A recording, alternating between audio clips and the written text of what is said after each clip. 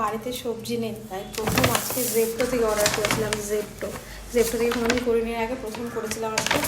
তো একটু সবজি অর্ডার করেছি, তোমাদের সাথে সেটাই শেয়ার করছি। এখানে দেখো ছিম অর্ডার করেছি, ছিমটা খুব সুন্দর এসছে, মানে ফ্রেশ ছিম এসছে একদম। 250 গ্রামের দাম এই মানে 19 টাকা নিয়েছে। এখানে অর্ডার করেছিলাম বেগুন, এই যে দুটো বেগুন অর্ডার করেছি। দুটো বেগুনের দাম নিয়েছে তোমার হচ্ছে, এটা 250 গ্রাম, এটা হচ্ছে তোমার 16 টাকা, 19 টাকা, এটা 19 টাকা। আর অর্ডার করেছিলাম আলু, 1 কেজি আলু আছে। 1 কেজির আলুর দাম পড়েছে তোমার হচ্ছে কত টাকা বলছি, 30 টাকা। পঞ্চমুখী, ওই পঞ্চমুখী আলু না কি বলে না, চন্দ্রমুখী, সেই আলুটা 1 কেজি হচ্ছে তোমার 30 টাকা।